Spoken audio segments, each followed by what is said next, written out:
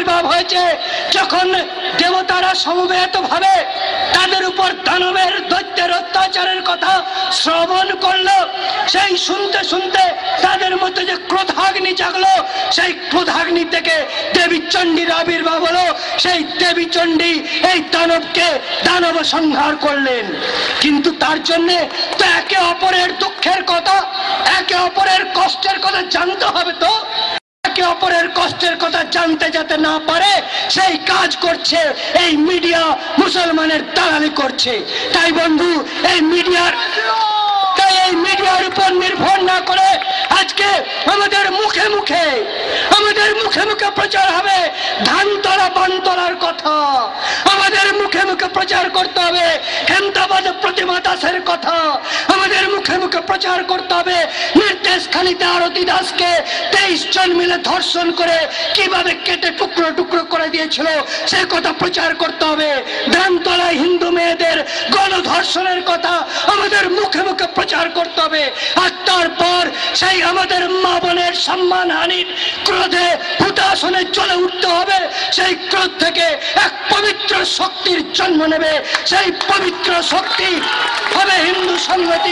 সেই পবিত্র শক্তি এই দানব সংহার করবে। বন্ধু, আজকে হিন্দু সংহতির ডাকে আপনাদেরকে ডেকানো হয়েছে ভিড় দেখানোর জন্য নয়, আপনাদেরকে মিডিয়া প্রচারের জন্য ডেকানো হয়নি। আপনাদেরকে ডেকানো হয়েছে আপনাদের মনের মধ্যে আত্মবল তৈরি করতে, আত্মবিশ্বাস তৈরি করতে। আপনি আপনার নিজের জায়গায় থেকে দাঁড়িয়ে লড়াই করুন, পা পিছিয়ে নেবেন না। ওখানে দাঁড়িয়ে মাথা কাটা যায় তাও ভালো, কিন্তু তবু পা পিছিয়ে নেবেন না। যখন আপনার এই সংকল্প আপনি দেখাতে পারবেন, তখন দেখুন ওই দুর্বৃত্ত মৌলবাদী, ওই জাহাদি মুসলমান, ওই পাকপন্থী মুসলমান তারা পিছু হটবে। আপনাকে শক্ত পায়ে দাঁড়াতে হবে।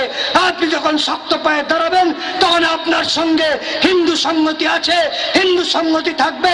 হিন্দু সংহতির কাজ মিটিং মিছিল করা নয়।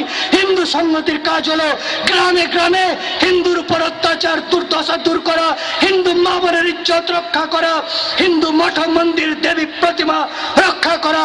এই হচ্ছে হিন্দু সংহতির কাজ।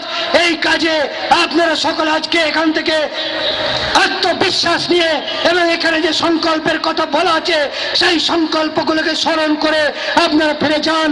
আমি আমার আহ্বানে সর্বভারতীয় যে নেতৃত্ব মাননীয় গোবিন্দাচার্যজি, ডক্টর সরজিৎ সিং ডান, ডক্টর পান্ডে, বিনোদজি, শৈলেন্দ্রজি যারা এসেছেন তাদেরকে আমি আমার ব্যক্তিগত পক্ষ থেকে আমি আমার আভার প্রকট করছি, আমি আমার কৃতজ্ঞতা জানাচ্ছি। এই বলে আমার বক্তব্য শেষ করছি। ভারত মাতা কি জয়। অনুষ্ঠানের আনুষ্ঠানিক সমাপ্তি দেরি আছে।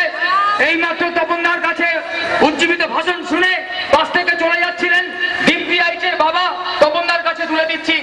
বনগা থেকে মেয়েটিকে তুলে নিয়ে যাওয়া হয়েছে। এখানে এসে একটা ব্যাজ নিয়ে তিনি আমার মেয়ে ডিপিআইচ 21 তারিখ বুধবার ওর বিয়ের দিন ছিল এবং সবকিছু কমপ্লিট, এবং 17 তারিখ শনিবারের দিন ওকে তুলে নিয়ে যায়। আমি এই পর্যন্ত থানায় ডায়েরি করেছি, কেস করেছি, নাম করে দিয়েছি, সবকিছু করেছি।